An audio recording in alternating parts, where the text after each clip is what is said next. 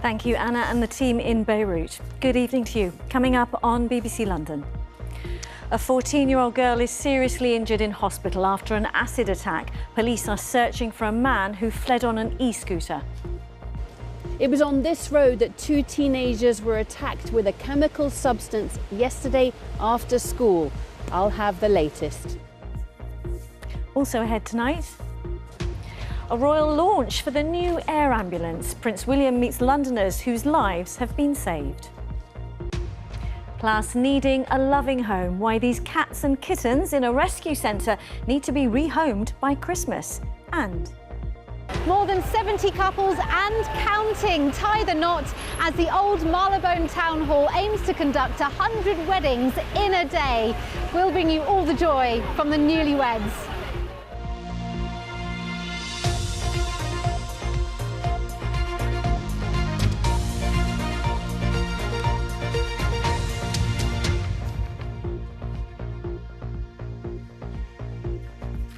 hello and welcome to the programme.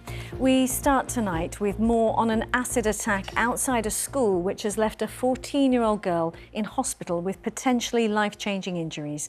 The substance, believed to be acidic, was thrown at her and another teenager in West London. Police say they are looking for a man who threw the substance at them and fled on an e-scooter. Our reporter Alice Bandukravi is in Westbourne Park. Let's see if we can join her right now outside the school where it happened.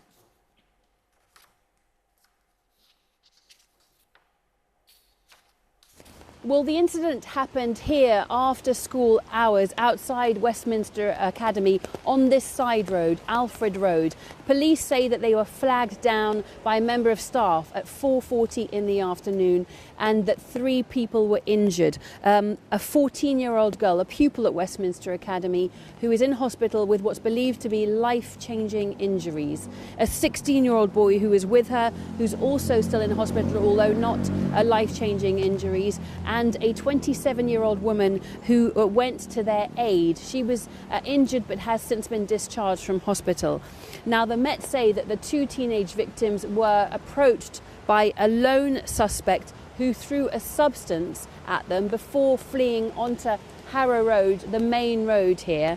And the person that they're looking for is a tall, slim black male wearing dark clothing with his face obscured by a mask or balaclava, and that they say that he rode an e-scooter to and from the incident. Now, Westminster Academy has been closed, lessons have been taking place online, and the principal has said in a statement that this will clearly be an unsettling time for the wider community and parents. She says, whilst police lead the investigation, I would urge everyone to avoid speculation as this may compromise their investigation.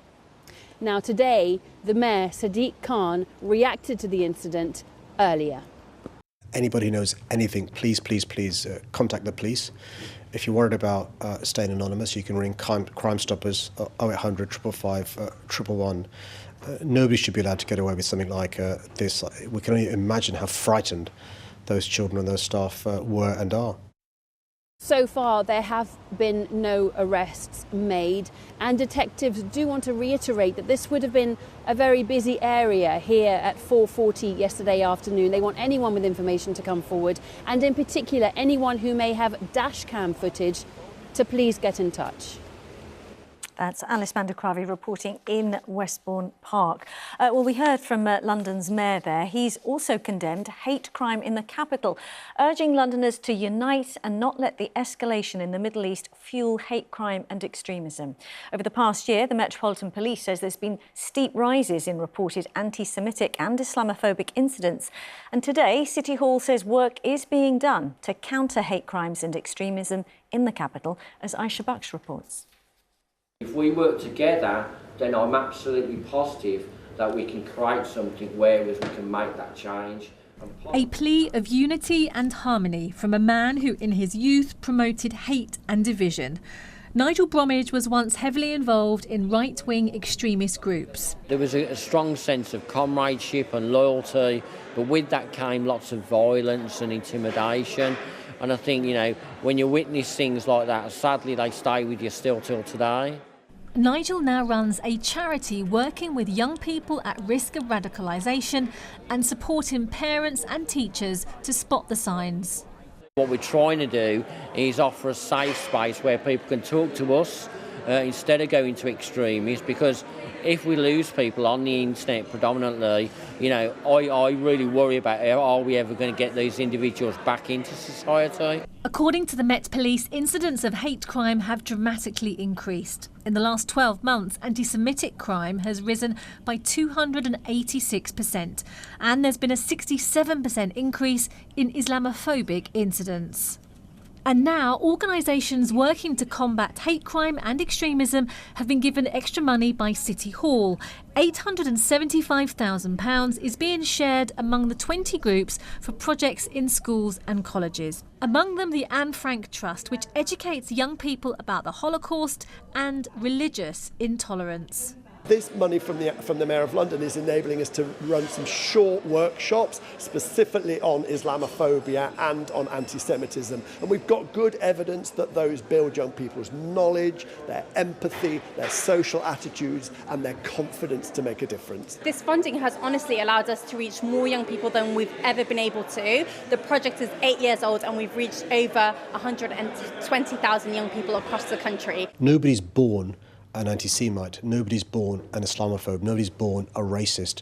And so we're working with the grassroots groups because they've got the expertise, they're inside the classrooms, they're working with young people to make sure we have good citizens in London. And with the increase in conflict and extremism around the world, it's hoped by supporting these diverse groups, the impact in London can be minimised. Aisha Baksh, BBC London.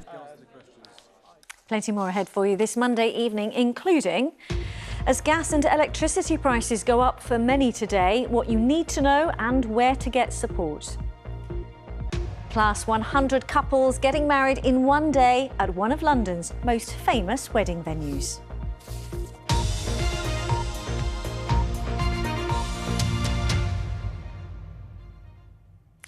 Now, they help save lives here in the capital. London's air ambulance can get to the scene of an emergency within the M25 in around 10 minutes. Today, the charity praised the generosity of Londoners to help fundraise for 2 new replacement helicopters. And Prince William, who's their patron, was due to fly in one of them today, as Chris Legg reports. Royalty and football royalty graced RAF Norfolk today. The weather scuppered hopes of a first flight, but there was still plenty to celebrate as London's 2 brand new air ambulances came into service. I know what this means to Prince William, and you know, the moment he called and asked me to be, I had to hide my excitement a little bit because, like I said, I've been a fan of the London Air Ambulance for a long time, being an East End boy. The whole of the capital benefits from the charity that is the London Air Ambulance. Called out on average 5 times a day, they've saved countless lives, including Claire's. She almost died of multiple stab wounds 4 years ago. The air ambulance has been fantastic. They saved me in 2020. I wouldn't be here if it wasn't for them. I was so seriously injured. I was attacked by my ex-partner and nearly lost my life. And if they hadn't have come, there's no way I would be here today. The new helicopters are called Amy and Beth, named after pioneering aviator Amy Johnson and physician Elizabeth Garrett Anderson. So here we are, this is one of the brand new helicopters and they'll be available every day of the year, which is a huge advantage given that the old machines could be out of service for 100 days every year because of difficulties tracking spare parts. These helicopters also benefit from advanced avionics and making it easier for the pilots to track landing sites throughout the capital. It's increasingly challenging in terms of increasing population, brings more development, and the landing sites that we have used historically, a lot of those are getting developed and the space that we've got to land is getting smaller. So these aircraft are perfect, really. 96% of our money comes from Londoners, and I always say this, it's an organisation powered by Londoners for Londoners, and these 2 helicopters have cost us £15 million and it's taken us 3 years to raise the money in small amounts from bucket collections all the way up to some big gala dinners and some big donors. Donations remain vital. It will cost the charity £15 million a year to keep the service going, but after months of fundraising, London's 2 new air ambulances are ready to take to the skies.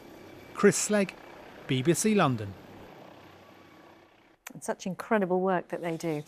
Turning now to the Conservative Party conference, and there seems to be one big issue. Who will be the next party leader? With 4 candidates left in the race, our political editor, Tim Donovan, has been trying to find out what they would do for London. And as you can see, we can join him in Birmingham now. Hi, Tim.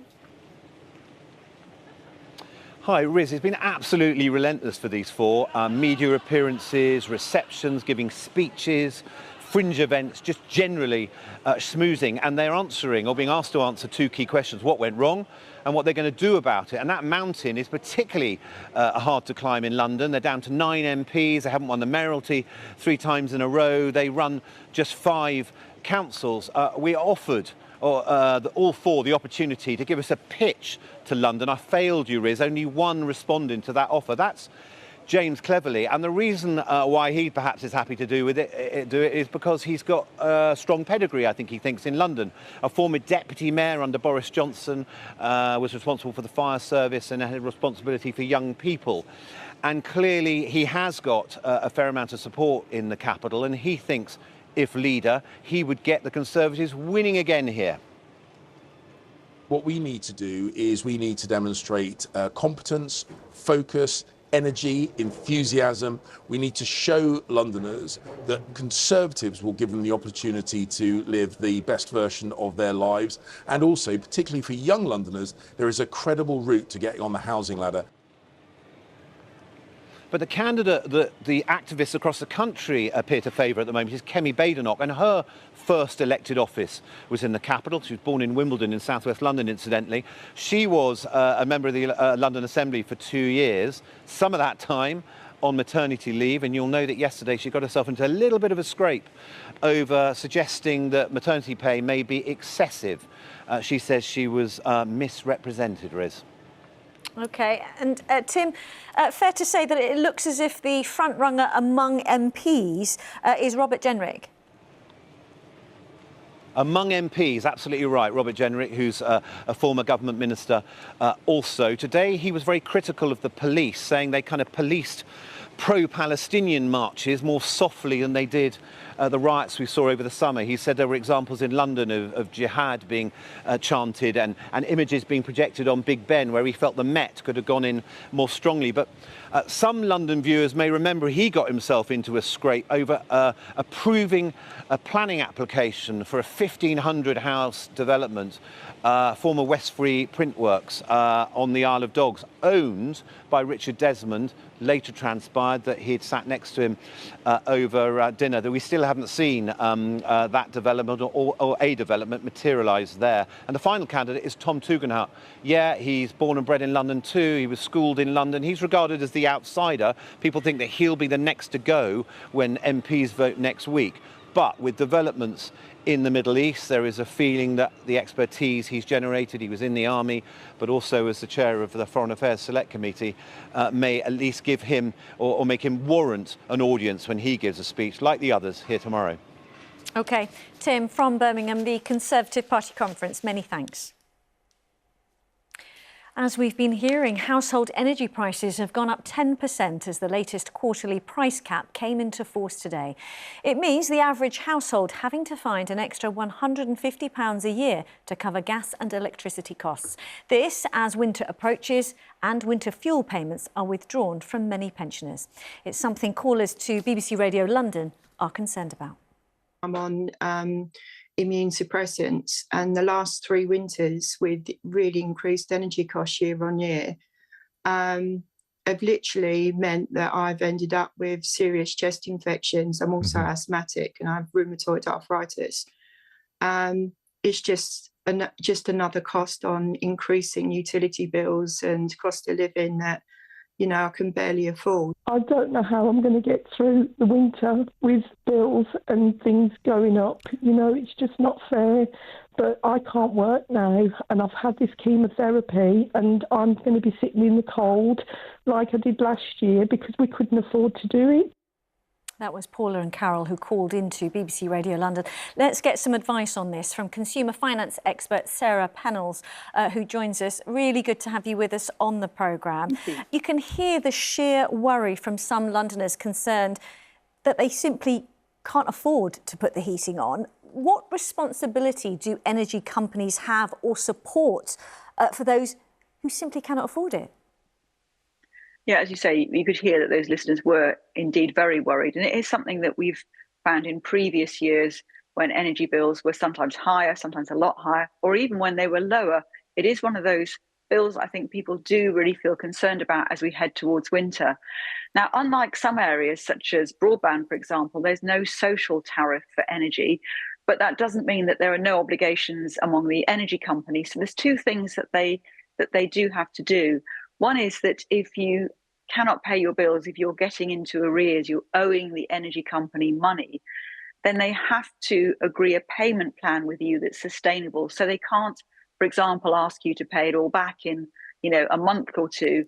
They have to actually look at how much money you have coming in and what you need to spend on other things such as housing costs, maybe council tax, food, and so on, and come up with a plan that's actually affordable for you. And the other thing is that a number of energy providers do have some sort of trust and grant schemes that they will make available to their own customers. British Gas is actually the only company that will make some of this available to other customers as well, to customers not of British Gas. But that's something that you have to ask them about. And one of the things we found when we've been doing research into the cost of living for the last 2.5 years is people often don't ask for help even when they're really in trouble. And I think it's understandable. People want to sort out their own issues, but there may be help you're not aware of. So asking is always a good idea. And Sarah, if you don't mind, can I just quick fire a couple of things to clarify some things for viewers, if I may? So £150 more for a typical household, but of course, if you use less, it will be less, and if you use more, it will be more. That's just an average. Absolutely right. The energy price cap is a cap on the price of each unit and the standing charge, not on your individual bill. If you use more, you will pay more than this £1,700 and £17 figure, yes. And also, it doesn't affect those that are on a fixed tariff? Absolutely. If you're on a fixed price tariff, then you can ignore what's happening today. Your price will not be going up. OK. And we're being urged to give an accurate meter reading. Is that right? Yeah, so if you haven't already done that, then give a meter reading. Now, again, if you're on a smart meter, then your meter should be sending data to the energy company automatically, so you shouldn't worry about it. You might want to just take a photo as a fail-safe, but that data should be going anyway. If you're not on a smart meter, then do give a meter reading to the energy company so you're paying the right price and not paying more for energy that you've used maybe over the last few weeks. OK, thanks, Sarah. And just before you go, very briefly, other places you can direct people watching to for more information and support? Yeah, there are actually lots of places. So Citizens Advice has got a lot of information about how to pay your energy bill and what to do. There are also charities such as Turn to Us. Now, they have a benefits calculator because we know a lot of people don't claim benefits they're entitled to. They also have a grant search tool, so you may be able to get grants that you don't need to repay if you're struggling with bills, including things like your energy bills. OK. Sarah Pennells, really appreciate your advice here on BBC London. Thank you so much for your time. And just to say, there's plenty more on the energy price cap and how much bills are going up, how it could affect you, and as Sarah said there, where to find support. It's all on the BBC News website. Next, looking for a loving home. This is just one of the cats and kittens being cared for at a rescue centre in Rickmansworth in Hertfordshire that are going to need a new home before Christmas. Precious Paws Cat Rescue says it's looking for a new site after being forced to relocate. But in the meantime, it needs to find homes for 25 animals by the end of November. Frankie McCamley has the story. Look closely. You can just about see 3 kittens crammed into this little hole in a shed. They're barely a week old, injured and abandoned. This is our rescue area, if you like to come through. Luckily, someone found them and took them to Jackie, who runs a cat rescue centre in Rickmansworth. After 5 years, the centre has been told the lease will not be renewed and the team can't find another site. Devastated. Completely devastated, all of us. The volunteers, everything. Some volunteers have started up a petition online. We've got a petition in the office for people to sign as well. they're helping us trying to look for places. And with no new site, the 25 cats now need new families by Christmas. I think cats give you so much joy. They really do. They're companions for anybody if they're on their own. I mean, if you're undecided, you could always foster first, but it's all worth it. So much joy, so much love back. Well, this is Simba. Simba came in just over a year ago with his brother Sooty. Now, these two need to be rehomed together because they've grown up together. But what the rescue centre here say is they've just been overlooked time and time again. But as you can see, they are very easygoing. They just love a little bit of attention. Here you go, Simba. In limbo, the centre can't rescue any more either, as they still receive pleas for help every day. Frankie McCamley, BBC London. Fingers crossed. Now, it's a special day for any couple, and at one town hall here in the capital, it's an incredibly busy one, as 100 couples paid £100 to tie the knot or renew their vows at Old Marylebone Town Hall, which is marking a centenary of weddings at the venue. There's confetti and celebrations still going on as I speak, and Wendy Hurrell is there soaking up the joyous atmosphere. Hello, Wendy.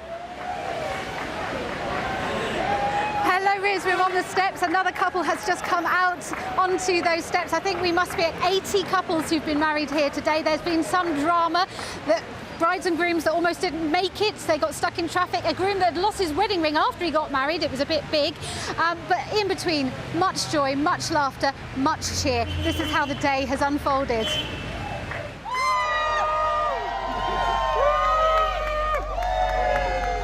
Every few minutes, a cheer from the steps. On a busy day, 25 couples would get married at the Old Marylebone Town Hall. Today, it's 4 times that. The first on this historic day was Kenny and Shona.